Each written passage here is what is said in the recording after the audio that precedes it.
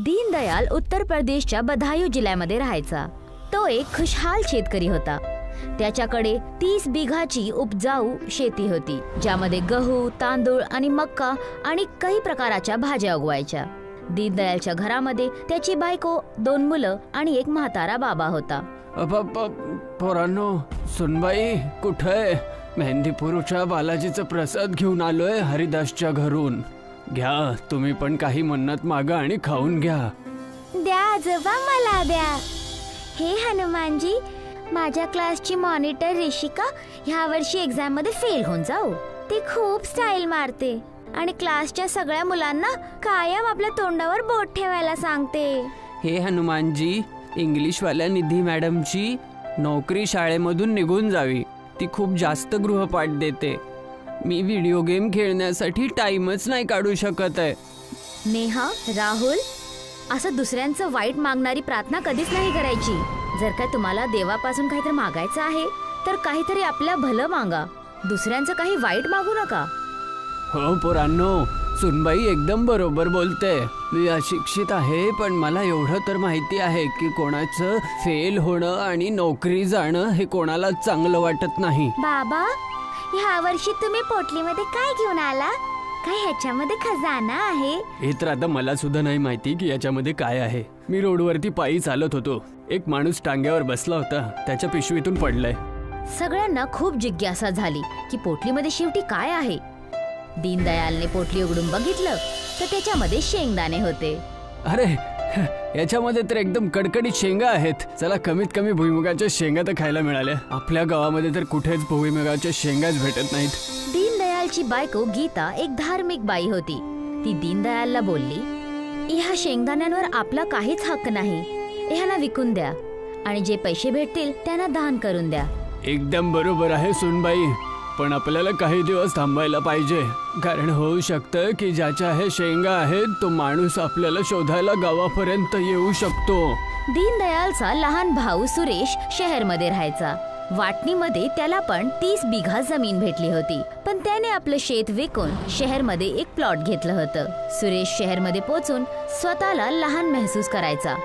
त्याची बायको रेखा पण त्याच्याकडून जास्त पैसे कमवायसाठी सतत बोलत राहायची। ते मागे राहणाऱ्या ओमकार दादांच्या घरी दुसरी एसी लागलेली आहे आणि आम्ही इथे उन्हाळ्यात सडत आहोत। गरमीच्यामुळे माझे सगळे केस गळले आहेत।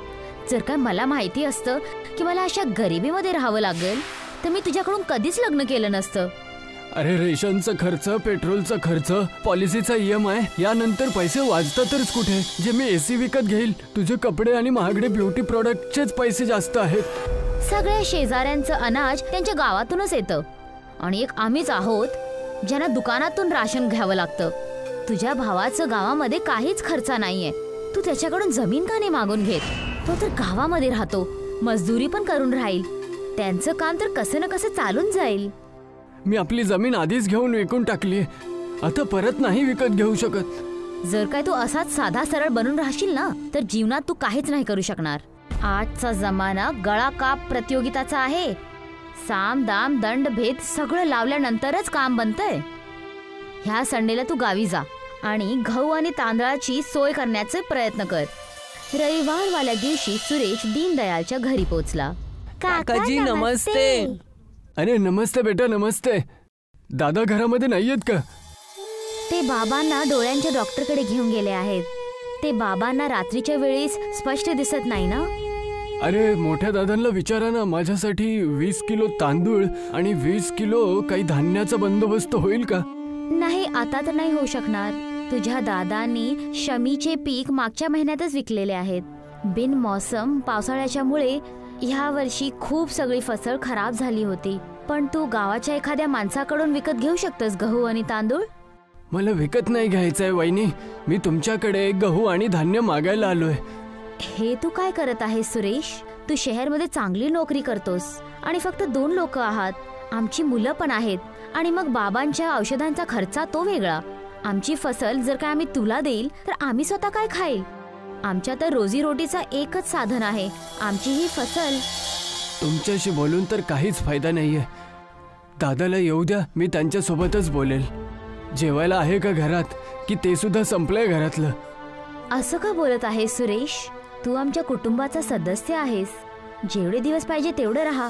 जे आम्ही खातो ते तुला पण खाडवील.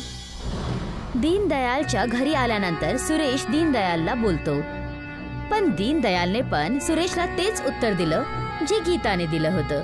तुमच्याकडून काही अपेक्षा ठेवणंच चुकीचं आहे. चालला जातो मी. आता मी कधीच येणार नाही. नाराज होऊ नकोस सुरेश. तू आमची मजबुरी समजून घे. तसं आम्ही पुढच्या महिन्यात वैष्णवदेवी मंदिर दर्शनसाठी जाणार आहोत. जर का तुला आणि रेखाला पण यायचं आहे तर आम्हाला फोन करून कळव. जास्ती लोक गेलो तर चांगलं वाटेल. नाही, मी तुमच्यासोबत काहीच नातं नाही ठेवू इच्छिते आता. सुरेश नाराज होऊन आपल्या घरी पोचला आणि येऊन आपल्या बायकोला सांगतो, ते दोघे डोंगरावर जाणार आहेत. हाच मौका आहे तुझ्याकडे. मला काहीच कळत नाहीये की तुला म्हणायचं तरी काय. अरे एवढं नका विचार करू. तसं पण जीवन आणि मृत्यू देवाच्या हातात आहे. तू फक्त आपलं काम कर. वहिनी, मी तुम्हाला त्या दिवशी जास्तच जरा उलट बोललोय. मी तुमच्यासोबत कधीच नातं नाही तोडू शकत. मला माफ करून टाका. काही हर्ज नाही सुरेश. लहान मुलांकडून चूक होतेच. मोठ्यांचं काम आहे त्यांना माफ करून देणं. वहिनी, तुम्ही लोक वैष्णोदेवीला कधी आणि कोणत्या वाहनाने चाललायत? आम्ही 17 तारखेला मोटरसायकलवरूनच जाणार आहेत. मुलं आणि बाबा घरीच राहणार आहेत, कारण मुलांचे एक्झाम्स येणार आहेत ना. ठीक आहे. तुम्ही जेव्हा वापस येताल ना तेव्हा मला सांगा. मी प्रसाद घेण्यासाठी येऊन जाईल.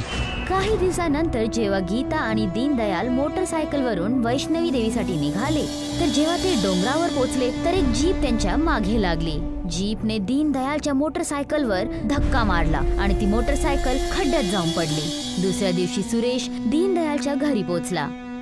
काका, आई बाबा घरी नाही आहेत. ते वैष्णवी देवी गेले आहेत. तुम्ही कुठल्या कामाने आला आहात? मी तुला हे सांगायला आलोय की तुझे आई वडील आता परत कधीच नाही येणार. अरे सुरेश, तू मुलांशी अशा प्रकारच्या गोष्टी का करत आहे?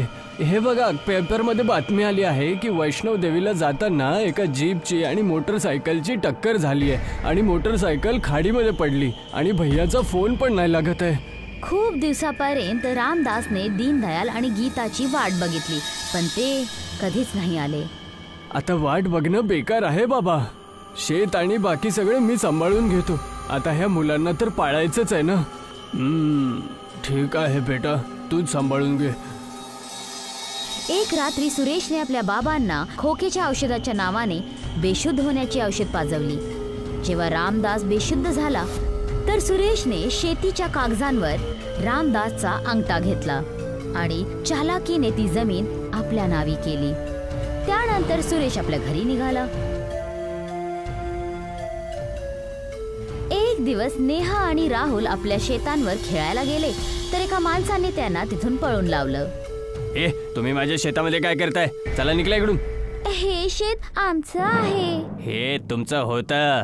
तुझ्या काकाने हे मला विकून टाकलंय. चला पळा. नेहा आणि राहुलने घरी जाऊन आपल्या आजोबांना सगळं काही सांगितलं. रामदासने गावाच्या एका माणसाकडून फोन घेऊन सुरेशला फोन लावलं. फोन सुरेशच्या बायको रेखानं उचललं. अरे सुनबाई, सुरेश कुठे आहे? काय त्याने आपलं शेत विकून टाकलंय? हो, शेत विकून टाकलेलं आहे. आता फोन करून सारखं सारखं त्रास देऊ नका. दोन्ही मुलं काही वर्षांमध्ये मोठे होतील आणि मग आपल्या खानपानचं पण व्यवस्था करतील. आम्ही आमचं घर बदललो आहोत, म्हणून आता घरी पण येऊ नका. बेचारा म्हातारा रामदास चिंतेमध्ये पडला की दोन्ही मुलांना तो कसा पाळील. अरे असं वाटतंय आता मलाच काम करावं लागेल, नाहीतर उपाशी मरायची वेळ येईल. म्हाताऱ्याला काहीच समजलं नाही की तो काय काम करू. त्याने तीच शेंगदाण्यांची पोटली उचलली जे दीनदयालला काही दिवसापूर्वी भेटली होती आणि त्याच शेंगदाण्यांना घेऊन तो शहरकडे विकण्यासाठी निघून गेला. अरे शेंगदाणेवाला, शेंगदाणेवाला, कडक कडक शेंगदाणे घ्या, कडक कडक शेंगदाणे घ्या. अरे भैया, शेंगदाणे कसे किलो आहेत? ही शेंगदाणे मात्र 100 रुपये किलो आहे. त्या माणसाने शेंगदाणे खाऊन बघितले. शेंगदाणा एकदम दाण्यांनी भरलेला होता. त्याने पोटलीमधल्या सगळ्या शेंगदाण्यांना विकत घेतलं आणि रामदासला 1000 रुपये दिले.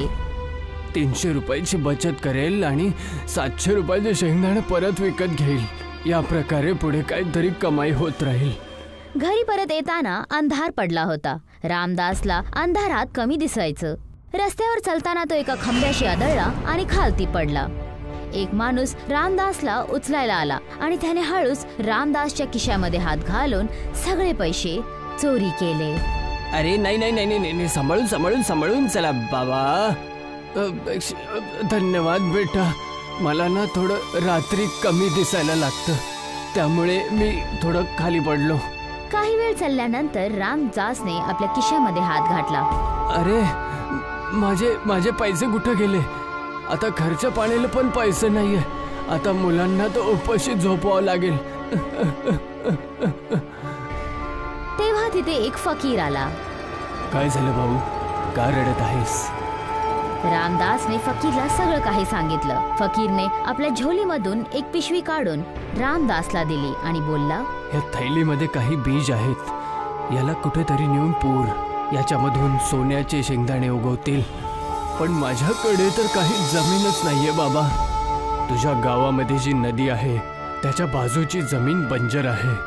तू आपलं घर तारण ठेवून थोडीशी जमीन खरेदी कर. त्याच्यामध्ये ह्या शेंगदाण्यांना पुरून टाक.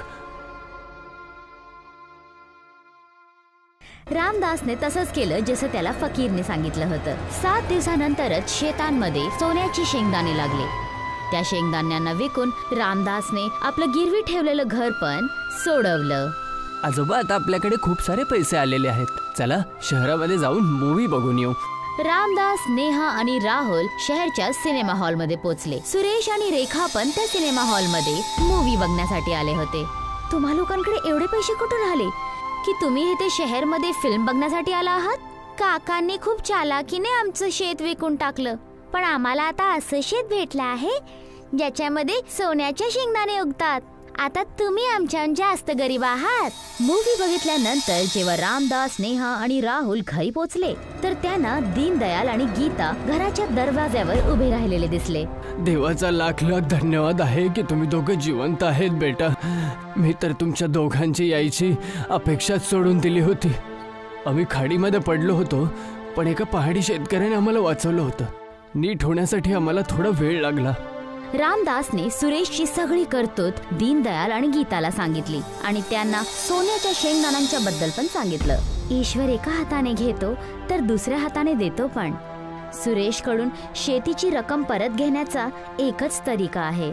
गीताला माहित होतं की सुरेश सोन्याच्या शेंगदाण्याच्या लालचमध्ये बंजर जमीन पण खरीदायला नक्की येईल. त्यांनी पिशवीमध्ये ठेवलेल्या सगळ्या बियांना पुरवून त्या सगळ्यांची सोन्याची शेंगदाणे उगवले आणि सगळा पैसा बँकमध्ये जमा केला. काही दिवसानंतर सुरेश गावी आला आणि गीताला बोलला, वहिनी मला माफ करा. मी तुमचं शेत विकून टाकलं. तुम्ही सोन्याच्या शेंगदाण्यापासून खूप सारे पैसे कमवले असतील. आता सोन्याच्या शेंगदाण्याचं शेत मला देऊन टाका. मी तुमचं शेत 15 लाखात विकलं होतं. मी तुम्हाला 15 लाख देण्यासाठी तयार आहे. ठीक आहे.